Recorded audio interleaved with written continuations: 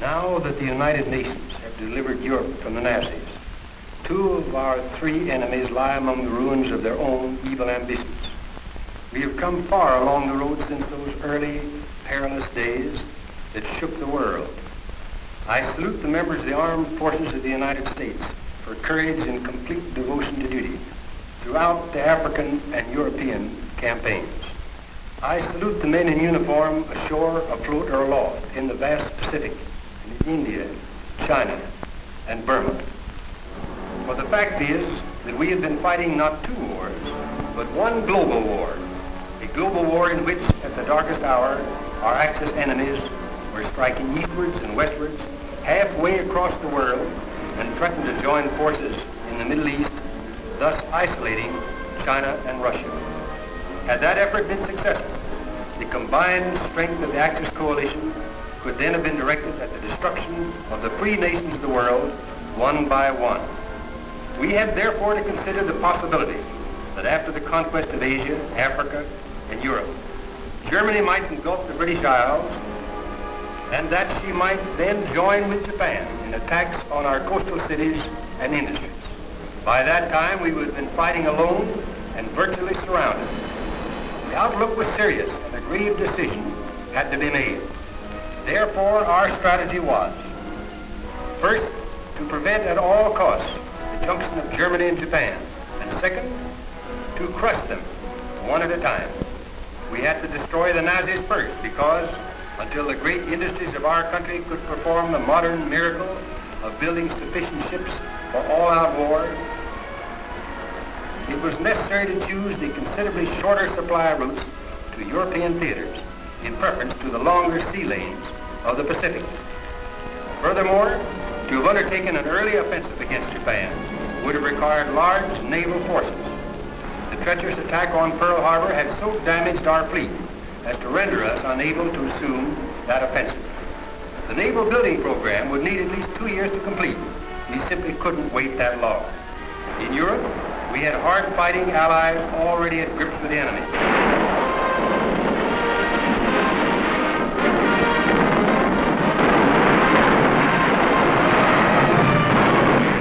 In England, we had bases from which to launch our fast-growing air power.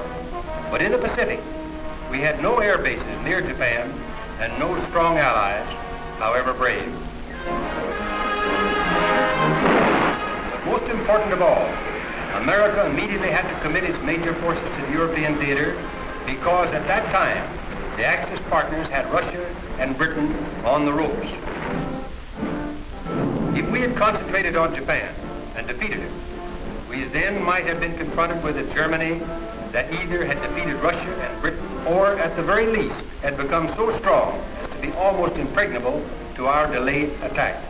Particularly if the enemy had gained possession of the British and French fleets, we then would have faced long years of constant wars. Thus, we made the choice.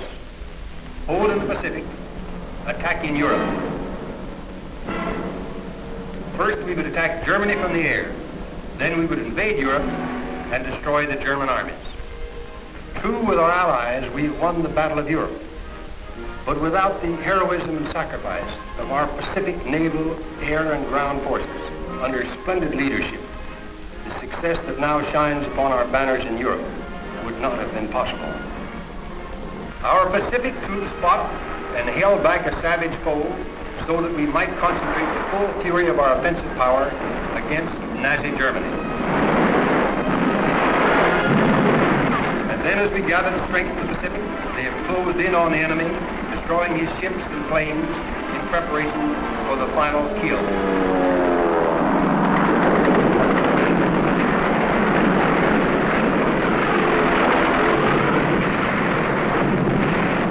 We won the Battle of Europe, but the war, the global war, will not be won until we have exterminated Japanese military power. The Japanese of Pearl Harbor, of Bataan, Corregidor, and Malaysia. And Japan committed to 100 years of war and sacrifice if necessary. We are prepared to lose 10 million lives in our war with America. Is Japan committed to world domination or to death?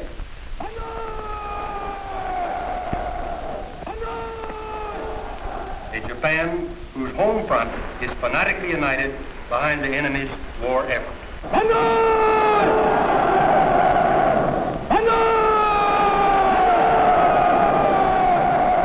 Now, together with our allies, we shall concentrate devastating power against this treacherous enemy and rid the world permanently of this menace of barbarism.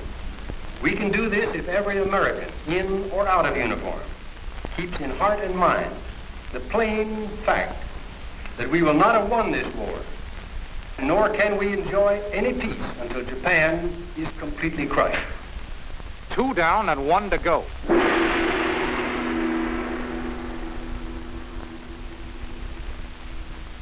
To defeat Japan as quickly as we can, but permanently, we must now assemble, readjust, and streamline our world forces in order to apply the maximum power. In striking this last great blow, will we need all our present military personnel to bring about the showdown in the Pacific. Military necessity decrees that all men suited to the type of warfare to be waged against the Pacific foe must remain in service as long as they are essential. However, certain kinds of troops will not all be needed to meet the vast but special demands of the Pacific theater. With this in mind, the War Department for some months has been formulating a plan for the return of non-essential soldiers to civilian life. Briefly, the plan is this. Men surplus to the needs of each overseas theater and to the continental United States will be assembled in the U.S. From among these men, some will be designated essential, and a substantial number will be designated as non-essential to the new military needs of the Army as a whole, and will be returned to civilian life according to certain priorities. Taking the European theater as an example, the War Department has informed the commanding general of that theater of the types and numbers of his units which are needed in the Pacific, and the types and numbers of his units which will remain as occupation troops, and the types and numbers of his units which have now become surplus. To return these surplus units as is to the United States with their present personnel would be the simplest and easiest method. However, the War Department does not believe this to be the fairest method. The fairest method is to select the surplus men from throughout the theater as individuals, using thoroughly impartial standards. To help arrive at such fair and impartial standards, the War Department has conducted test polls among the men in the armed forces. Experts were sent into the field to obtain a cross-section of the sentiments of American enlisted men everywhere, who voiced their opinions anonymously and freely. Let the men who have been in the Army longest out first. Why not let men with dependents out first? I think the men that have served overseas should get out first. Let the men over 30 out first. I'm in favor of letting men with children out first. Let the men with dependents out first. Men who have served overseas. Men who have served overseas. Men who have been in the Army longer. Men with dependents. Men with children who have served overseas. By overwhelming majorities, the worldwide poll showed that enlisted men everywhere thought that men who have served overseas and men with dependents should be the first to be returned to civilian life. With a thorough study, the War Department has worked out a plan which best meets the test of justice and impartiality. As part of the plan, this adjusted service rating card will be issued, and you will be scored on the 4 factors that will determine your priority of separation. These are 1, service credit, which is based upon the total number of months of Army service you have had since September 16, 1940. 2, overseas credit, which is based upon the number of months you have served overseas. 3, combat credit, which will give you credit for the number of bronze service stars you've earned, as well as additional credit for other decorations. 4, parenthood credit, which will give you credit for each dependent child under 18 years, up to a limit of 3 children. This is the way it works. Suppose you've been in the Army 19 months since September 16, 1940. Across from service credit, 19 will be put in column 1 under the heading number. In column 2, under multiply by, will be put a number which the theater commander will give you. Suppose the number is 1. 1 is put in column 2. In column 3, under credits, you put column 1 multiplied by column 2. In this case, it would be 19. Across from overseas credit, in column 1, is put the number of months you've spent overseas. In this case, suppose it's 14. In column 2, you again put down a number which the theater commander will give you. In this case, suppose it's 2. In column 3, you multiply 14 by 2 and put down 28. Combat credit. Suppose you've been in 2 separate campaigns and are entitled to 2 bronze service stars. And suppose also you've won the Purple Heart. That gives you 3 decorations. Under column 1, you put down 3. For column 2, suppose the theater commander announces the number 3. Column 3 will be 3 times 3, or 9. If you have 2 children under 18, a 2 is put in column 1 across from parenthood credit. In column 2, suppose the theater commander says the number is 4. Then column 3 would be 2 times 4, or 8. Adding up all your credits in column 3, you get a total of 64. This is your priority credit score. This is the score that will be used to select out surplus men from the theaters and the United States. This is also the score that will be used when a certain portion of all these surplus men will be declared non-essential and returned to civilian life. Remember, the numbers put down here under column 2 are just hypothetical. Your theater commander will announce to you the exact numbers to put in this column. They will be the same all over the world. Then, whether you make out your own score or it is made out for you, you will understand it and know where you stand in relation to the men about you. Thus, the plan of reduction, as it will ultimately work out, will separate from the Army chiefly those men with overseas and combat service, yet will provide an extra opportunity for separation for those men with dependent children. You may ask, how will this affect me? I must emphasize to you the fact that in all cases the demands of military necessity and the needs of the war against Japan must first be met. It is important that this phrase, military necessity, be thoroughly understood. It is unfortunate but true that regardless of priority standing, certain types of units and certain types of personnel can never become surplus as long as the war against Japan continues because of the needs and nature of that war. Let us hear from General Henry H. Arnold in regard to how the plan will apply to the Air Forces. Men of the Army Air Forces, you have smashed your opponents in Europe.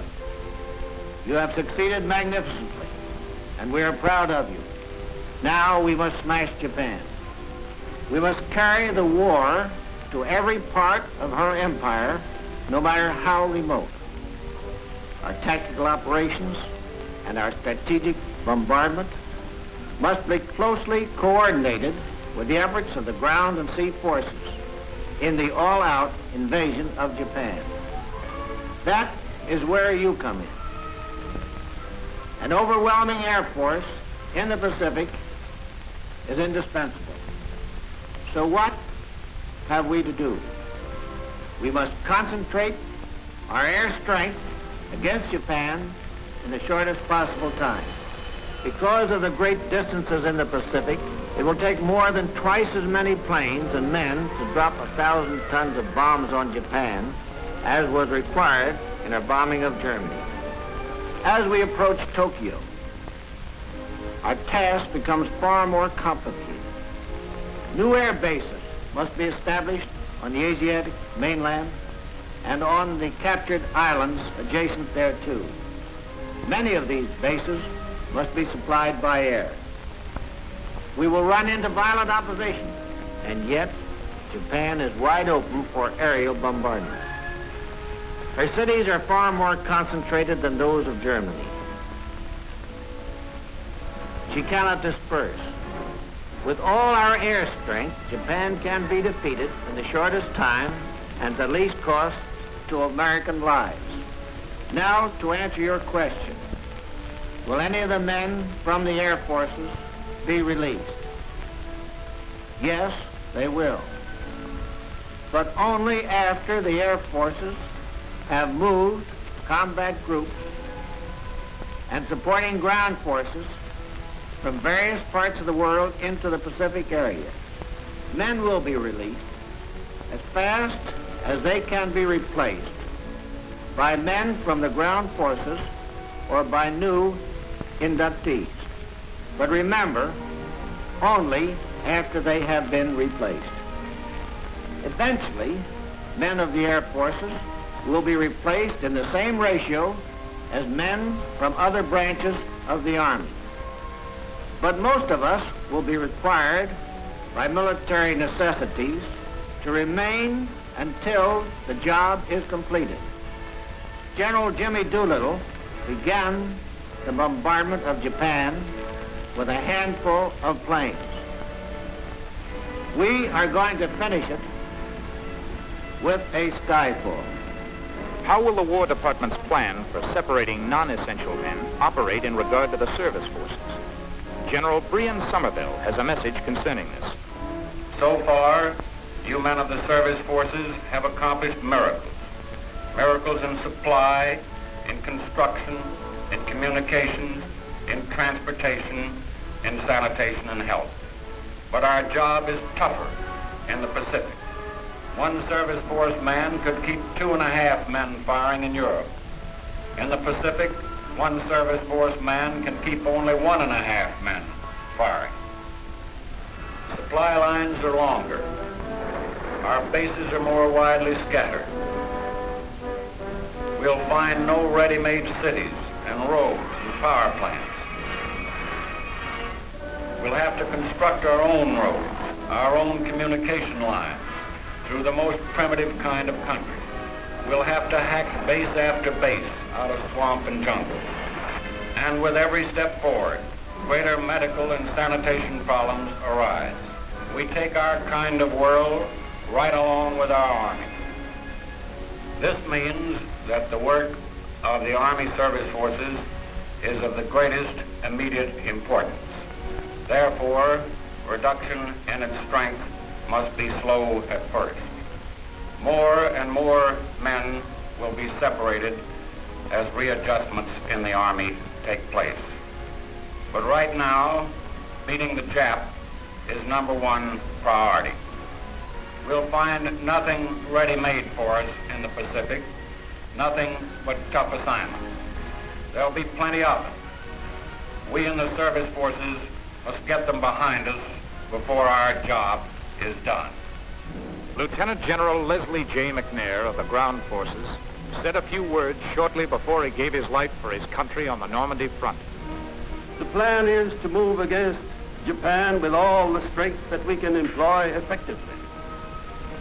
The more overwhelmingly we tackle them, the sooner the job will be finished and the fewer will be the losses. Some must be transferred from one branch of the army to another in order to balance the new forces. Some will not be needed and may go home. I know that ground forces everywhere are going to rise to this new demand and see the entire war through to a finish that is a finish. You will now see how the readjustment of the Army, based on military necessity, will take place on a worldwide scale.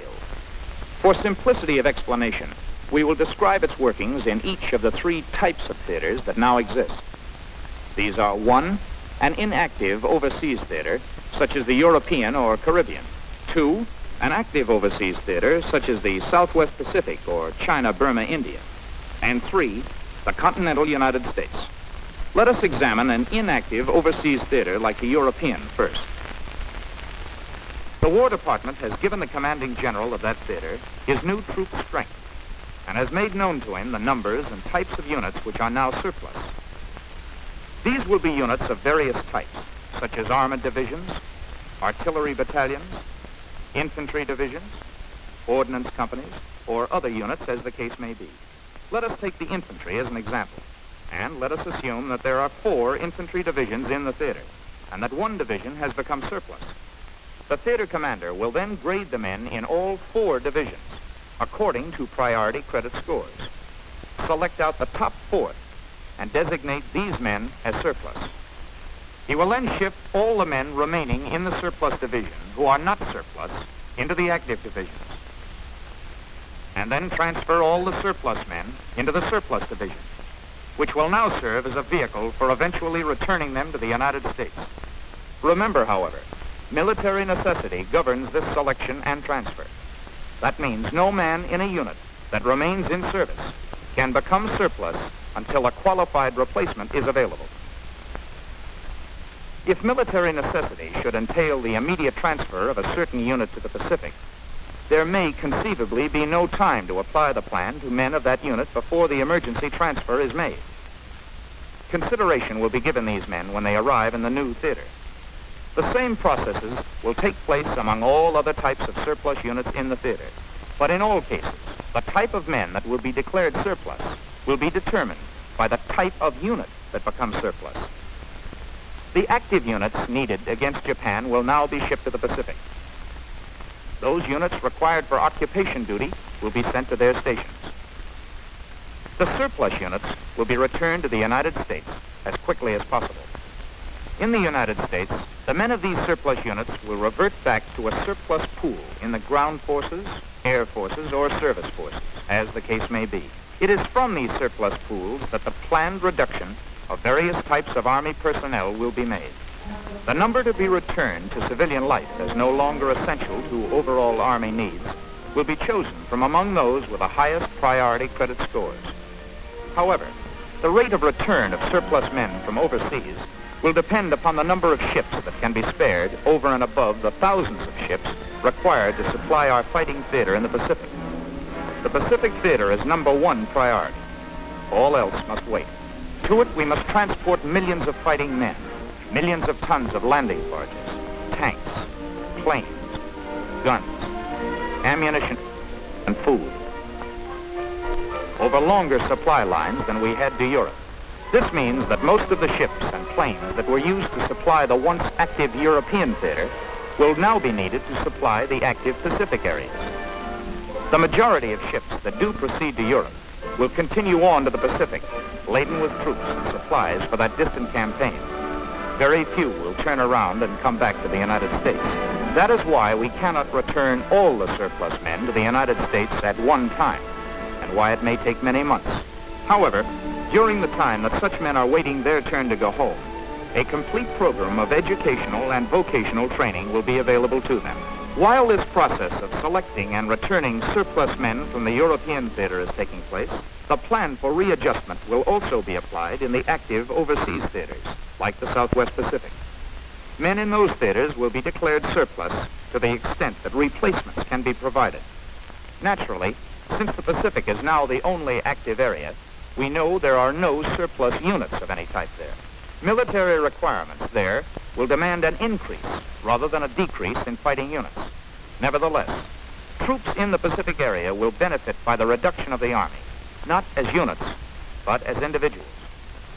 The commanding general of each active Pacific theater has been allotted his quota of the numbers and types of men who can be replaced, and he will select these men using the same standards you have seen to determine priority of return. These men will then be returned to the United States as rapidly as replacements of the same type become available, and as the military situation will permit. To take the infantry again as an example, normally there will be a great flow of men needed to build up and maintain an offensive against Japan. But if, say, 5,000 infantry replacements over and above the normal number can be shipped to the Pacific, then 5,000 infantrymen with the highest priority credit scores can be declared surplus and returned to the ground forces surplus pool in the United States, where their scores will determine whether they are to be among that number of infantrymen no longer essential to the Army. Simultaneously with the selection and return of men in the overseas theaters, the same process will be taking place among the troops stationed in the continental United States. Frankly, the troops in the United States will serve as the main reservoir of replacements for the overseas theaters, for in general, their priority credit scores will be lower than the scores of men who have served overseas and seen combat duty. However, very much as in the European theater, the unit system will apply in the United States. The commanding generals of the three forces that comprise the Army, ground, service, and air, have already been given both the numbers and types of individuals within their commands who have become surplus or can be replaced. They will transfer their surplus men to the surplus pools for designation as essential or non-essential, as you have seen. Also, if any man who may have been declared non-essential under this plan wishes to remain in the Army, such a man will not be forced out if he can be usefully employed. In the case of the Army's officers, military necessity will determine which ones are non-essential. They will be separated only as they can be spared. And our Women's Army Corps has not been forgotten. The Women's Army Corps is an integral part of our armed forces, and the priority for release among its members will be determined just as in the rest of the Army, but treating the Corps as a separate group. Credit will be given for time served in the former Women's Auxiliary Army Corps. However, soldiers of the Women's Army Corps whose husbands have already been separated from the Army will be discharged upon application. You now have seen how the worldwide readjustments in the Army will take place. The surplus men from all overseas theaters and the continental United States will be reassembled under their respective commands in the United States surplus pools. There will be some reduction in the ground forces. There will be somewhat less reduction in the service forces. There will be practically no immediate reduction in the air forces. But as replacements become available from the ground forces and from new inductees, the air forces and service forces will separate a share of men proportionate with the ground forces. You also know that wherever possible, the men to be returned to civilian life will come from among those with the highest priority credit scores, based on total service, overseas service, combat service, and number of dependent children up to 3. You also know that the great majority of men to be released will come from overseas. Those who must stay on the active scene have a mean job to do, but we shall do it as Americans and in the tradition of the American soldier. It is not a question of whether we will win, but only of how quickly and how thoroughly we can do the job. Upon you, the men who remain in active service, the destiny of peoples and of nations depends. Others who come after you may read history, others may write it, but you men will make history. 2 down and 1 to go. Now to make it 3.